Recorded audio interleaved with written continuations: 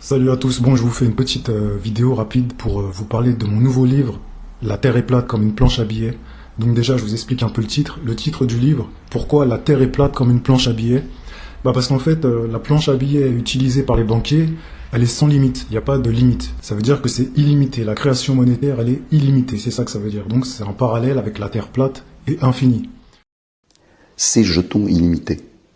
Puisque quand il n'y en a plus, il y en a encore, puisque c'est elle qui les fabrique.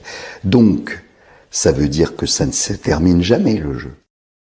Disons, le système bancaire tel qu'il est actuellement, créé de manière illimitée, comme l'avait dit Hildebrandt, le patron de la Banque nationale suisse, nous avons cette illimité. Pour les banquiers, dans leur manière de conceptualiser l'économie, on vit sur une planète illimitée en ressources. Parce que la création monétaire, la dette, elle est exponentielle et la création de la monnaie, elle est illimitée. Donc le pillage des ressources, il est infini. Donc pour un banquier, dans la tête d'un banquier, il n'y a pas de limitation pour les ressources, ce qui signifie que la Terre, elle est illimitée. Donc elle n'est pas finie, elle n'est pas ronde. Parce qu'une Terre ronde, elle est forcément finie. Il y a forcément des limites en ressources. Donc ça, je vous apprends rien pour la plupart. Donc le titre du livre, en gros, c'est une métaphore pour expliquer ça. Pour expliquer que une croissance infinie dans un monde fini, c'est pas possible. Donc le concept économique, le modèle économique qu'on a aujourd'hui, avec cette création monétaire illimitée à partir de dettes, elle n'est pas concevable sur une terre finie. Donc le livre va parler de ça, mais ça va beaucoup plus loin évidemment, parce que je vais vous parler de quelque chose que vous avez entendu nulle part. Alors il y a quelqu'un qui avait soulevé une question intéressante et qui rejoint un peu ce que je vais développer dans mon livre. C'est Charles Gave, qui avait fait une vidéo où il expliquait mais où est passé le pognon. Il se posait la question, mais comment ça se fait qu'on paye toujours plus d'impôts, qu'on paye toujours plus d'intérêts sur la dette, toujours plus de taxes, que nos salaires y diminuent, etc., que l'État demande toujours plus de pognon, et il comprenait pas où était passé le pognon. Mais où passe le pognon? Pourquoi, aujourd'hui, la police ne marche pas, la justice ne marche pas, l'armée ne marche pas, la diplomatie ne marche pas, la santé ne marche pas, l'école ne marche pas, et on n'a jamais eu des prélèvements sociaux aussi incroyables. Donc, et qu'est-ce qu'ils font du fric? C'est ça la vraie question. Ils nous piquent du pognon dans tous les sens et personne n'a la moindre idée. La première des choses qu'on devrait demander les Français, c'est un audit des dépenses de l'État. Mais qu'est-ce que vous faites de notre fric? Et cette question-là, je me l'étais posée quelques années avant et j'ai fait une corrélation avec la manière dont fonctionne la monnaie. Donc ça nécessite quand même une compréhension de ce qu'est la monnaie. La monnaie, c'est un outil de mesure qui sert à mesurer la valeur des choses qu'on s'échange. Ça sert à mesurer la valeur des choses. Donc c'est un outil de mesure des valeurs. Et par rapport à cette définition-là, je me suis dit, mais comment on sait combien de richesses on a produit depuis que l'humanité existe? Et surtout à notre époque. Ça rejoint exactement ce que disait Charles Gave. Mais où passe le pognon? J'avais déjà réfléchi à cette question avant qu'il sorte la vidéo. J'avais été beaucoup plus loin dans mon analyse, et c'est pour ça que j'ai écrit ce livre, qui va détailler et développer absolument toute l'idée qu'on a une dette aujourd'hui qui est à 300 000 milliards et qui va augmenter indéfiniment. Mais où est-ce que ça se matérialise? Soit on vit dans un monde qui est limité en ressources, et du coup ça pose un problème parce que à la fin il n'y aura plus assez de ressources et on va continuer à les piller jusqu'à la fin. Soit on vit dans un monde qui n'est pas exactement comme on nous le dit.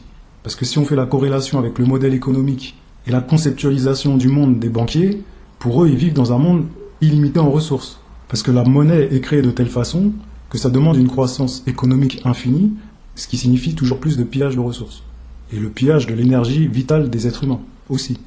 Donc on peut se poser aussi la question par rapport à ça. Donc c'est un peu tout ce que je vais développer à travers cet ouvrage. C'est asservir les peuples par la dette? Oui. Pourquoi personne ne le dit? Je sais pas. Il y a des agences comme le Crédit Suisse qui ont fait une estimation de la richesse mondiale. Et eux, ils estiment la richesse mondiale à 400 000 milliards de dollars. Ce qui peut paraître cohérent. Parce que la dette mondiale, elle est de 300 000 milliards. Eux, ils nous disent que la richesse mondiale, elle est au-dessus de 400 000 milliards. Le Credit Suisse Research Institute a publié la 12e édition de son Global Wealth Report, son rapport annuel sur le patrimoine des ménages à travers le monde. Il en ressort que la crise du Covid-19 n'a pas affecté la création de richesses en 2020 en raison des mesures prises par les gouvernements et les banques centrales pour en réduire l'impact économique. La richesse mondiale cumulée a progressé de 28 700 milliards pour atteindre 418 300 milliards de dollars à la fin de l'année. Mais le truc, c'est que quand on ne sait pas ce que c'est que la monnaie, on peut tomber dans le piège de cette estimation. Mais en réalité, la monnaie, c'est un outil de mesure, comme je vous ai dit. Mais qui est-ce qui définit cet outil de mesure? C'est les banques. C'est eux qui donnent les propres règles à leur propre outil de mesure qui s'appelle la monnaie. Par exemple, quand vous utilisez un mètre ou un thermomètre, bah là, en fait, on ne peut pas falsifier les mesures. Parce que c'est des mesures communes. Le mètre et le thermomètre, ça répond à une définition utile pour tous. Ce qui n'est pas le cas de la monnaie. C'est pas anodin parce qu'on ne peut pas savoir réellement où vont les richesses. Comme disait Charles Gave, on ne sait pas où va le pognon, mais on ne peut même pas le mesurer. Ça veut dire que je me suis posé la question, mais alors sur Terre, dans l'endroit où on vit, quand j'observe autour de moi, en fait, je la vois pas, cette richesse. Et c'est ce que je développe dans mon livre. Les problèmes monétaires, il y a très peu de gens qui les comprennent. Que le problème sont les axiomes de base de la monnaie. Nous avons créé une monnaie rare. Or, on peut très bien créer une monnaie abondante. Quand il s'agit de rembourser les banques, ils ont trouvé 700 milliards en 2 jours. Où est la matérialisation? Où se trouve la matérialisation de notre force de production, de l'énergie qu'on nous a soutirée depuis que l'humanité est en capacité de produire des choses? Où matériellement se manifeste cette richesse? D'accord? Alors aujourd'hui, faites du travail. Vous faites le travail quoi? Un travail à 1200 balles qui ne te permet pas d'aligner ta fin de mois, qui te permet d'être dans la merde le 10 de mois. C'est ça qu'on fait aujourd'hui. Les travails à 1200 €, des gens qui saignent du nez, qui doivent payer leur carte orange, qui doivent payer leur mutuelle, qui doivent payer leur panier repas, qui doivent payer leur loyer. C'est ça qu'on fait aujourd'hui. C'est pour ça qu'aujourd'hui on est heureux de se satisfaire qu'aujourd'hui il y a des gens qui travaillent et qui deviennent pauvres dans ce pays et on nous demande encore d'aller chercher 10 milliards. Et comment on fait pour la mesurer si on ne peut pas la mesurer avec les outils qu'on appelle dollars ou la monnaie dette? Comment on fait pour mesurer ces richesses si on a des outils qui ne sont pas fiables? C'est comme si vous essayiez de mesurer une table avec un mètre qui change au moment où vous allez prendre les mesures. Et ce qui se passe avec la monnaie dette, la monnaie bancaire, ce qui se passe, c'est qu'en plus, ça falsifie les mesures dans le sens où les banquiers le tirent toujours à leur avantage. Quand les banquiers vont mesurer la valeur de quelque chose, eux, ils vont toujours utiliser ce mètre à leur avantage. Si on s'en tient aux faits, notre conception du monde, elle peut être biaisée par rapport à ce que je suis en train de vous dire.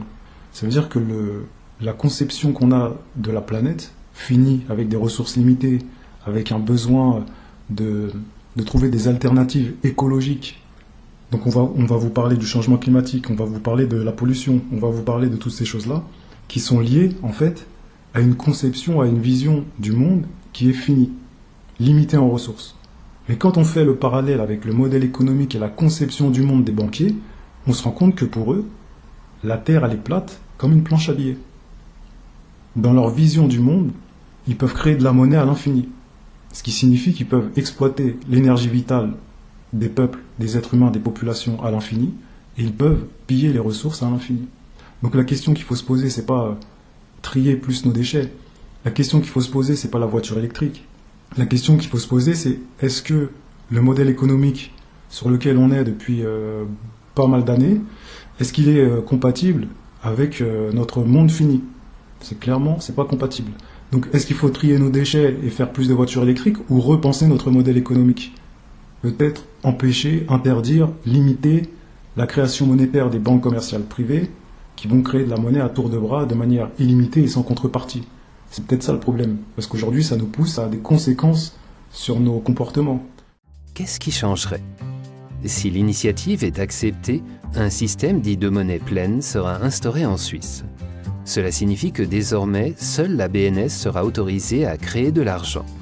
Et les banques commerciales ne seront plus autorisées à créer elles-mêmes de la monnaie scripturale. Elles ne pourront utiliser que l'argent créé par la BNS pour les crédits qu'elles octroient. La BNS doit en outre mettre en circulation de la monnaie nouvelle sans contrepartie, c'est-à-dire sans dette. Cela signifie qu'elle attribue cette monnaie directement à la Confédération, au canton et à la population. Tu découvriras ce que cela signifie exactement sur easyvote.ch. Donc j'ai fait une vidéo qui s'appelle Au-delà du dôme. Au-delà du dôme, c'est une vidéo qui reprend l'idée que je développe dans mon livre.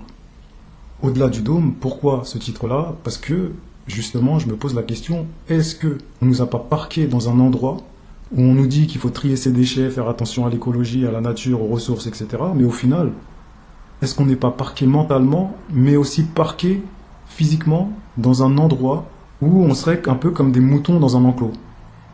Mais en dehors de cet endroit, il existe un espace Ou on pourrait éventuellement observer la richesse qu'on ne retrouve pas dans notre enclos. Le Crédit Suisse fait une estimation de la richesse mondiale avec un outil de mesure qui est biaisé. On ne peut pas réellement estimer la valeur de la richesse mondiale. Parce que si vous prenez une autre agence que Crédit Suisse, ils vont faire une estimation de la richesse mondiale et ils vont trouver un autre chiffre. Ça ne sera pas le même chiffre. Pourquoi? Parce qu'on n'a pas des outils de mesure fiables. Comme je vous disais avec la table, avec un mètre, vous mesurez une table. Si quelqu'un mesure cette même table avec n'importe quel mètre, elle fera toujours un mètre. Mais ce n'est pas le cas avec la monnaie. C'est pour ça que le Crédit Suisse peut avoir une estimation de la richesse mondiale et une autre agence peut avoir une autre estimation de la richesse mondiale. Et au final, on ne sait jamais quelle est la réelle richesse qu'on a créée, qu'on a produite depuis que l'humanité est en capacité de créer de la richesse. On est incapable de le mesurer. Donc ça pose un gros problème parce qu'aujourd'hui, dans notre enclos, on ne voit pas cette richesse. Et on nous dit qu'il faut payer encore plus. On nous dit qu'il y a une dette de 300 000 milliards qui augmente. Donc là, c'est paradoxal. Donc là, il y a un vrai paradoxe, il y a un vrai problème, et c'est ce que je vais développer dans mon livre, en profondeur. Ce dont je vous parle là, par rapport aux mesures des valeurs et à l'observation de la richesse et de l'estimation de la richesse mondiale, à ma connaissance, il n'y a personne qui vous en a parlé avant moi. On est incapable de mesurer la richesse, la production de l'humanité depuis qu'elle est capable de produire de la richesse. Pourtant, tous les autres outils de mesure, ils sont définis avec une précision incroyable. Ça veut dire que le temps, on sait le calculer de manière précise, de manière commune. Le mètre, on a donné une définition ultra précise. Le thermomètre, c'est pareil. Si on veut mesurer la température, si on veut mesurer la distance, si on veut mesurer le poids de quelque chose, on a tous les mêmes références. Ça veut dire qu'on ne peut pas se tromper. Mais quand il s'agit de la monnaie, quand il s'agit de mesurer la valeur des choses, là, bizarrement, l'outil de mesure, il est plus fiable, il est plus stable. Il ne correspond plus à des références communes. Je me suis rendu compte que peu d'économies s'étaient posées, c'est de définir prioritairement l'unité de mesure dans laquelle on va faire ces mesures. La joule pour l'énergie, le mètre pour les distances, la seconde pour le temps, tout ceci est quand même assez bien défini, voire même très bien défini. Il faut que ça soit très bien défini. Internationalement même. Or là, et même internationalement. Ça s'appelle d'ailleurs des unités du système international de mesure.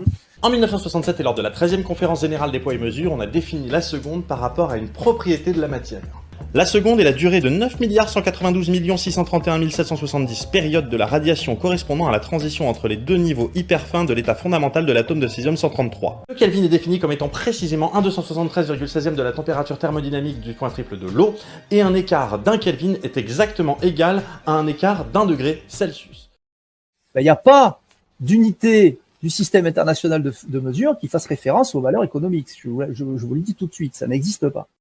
Donc là, il y a un vrai problème puisque la monnaie est centrale dans nos vies. C'est ce qui nous permet de vivre, de nous habiller, etc., de nous loger. Ce qui est paradoxal, c'est que la monnaie, c'est précisément l'outil qui devrait être le mieux défini.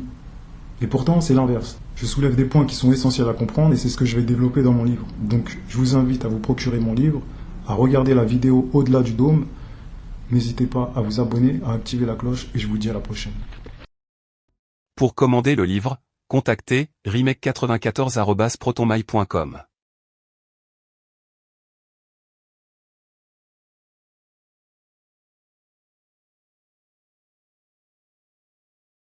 Plus dur. On peut retrouver la seconde, etc., etc. Voilà, ces unités de mesure, elles sont très bien définies et n'importe quel groupe d'expérimentateurs un peu bien formé peut retrouver ces valeurs. C'est pas le cas de l'unité monétaire, vous voyez. C'est pas le cas de l'unité des valeurs économiques. Il n'y a pas d'expérience économique de référence qui nous permet de dire, voilà, là, on a obtenu 1 euro. Ça n'existe pas. Il n'y a pas d'expérience économique de référence qui nous permet de dire, voilà, là, on a obtenu 1 euro. Ça n'existe pas. Vous n'êtes jamais sûr de ce que vous allez produire va produire un de cette unité économique-là. Et il n'y a pas moyen de trouver une expérience de référence qui vous permet d'avoir ça. Donc c'est là qu'il y a un gros souci, parce que ça veut dire qu'on utilise une unité de mesure qui est falsifiable, manipulable. Donc on fait dire ce qu'on veut aux chiffres. Alors celui qui a le pouvoir de faire dire ce qu'il veut en chiffres, et notamment aux chiffres économiques, eh bien, il a le pouvoir de dire qui sera riche et qui sera pauvre. C'est aussi simple que ça. Je peux falsifier l'unité de mesure. Je peux te faire croire que ta maison qui fait qu'un mètre carré en mesure 100 mètres carrés, j'ai dit voilà, écoute, tu dois être content, elle fait 100 mètres carrés. Et puis celui dont la maison fait 1000 mètres carrés, je vais dire qu'elle fait que 100 mètres carrés comme l'autre là. Et comme ça, vous serez à égalité. Sauf que l'autre, il vit bien dans une à 1000 mètres carrés et l'autre dans une à 1 mètre carré. Donc c'est juste que j'ai falsifié l'unité de mesure de l'un pour lui faire croire qu'il avait plus, et j'ai falsifié l'unité de l'autre pour faire croire qu'il avait moins.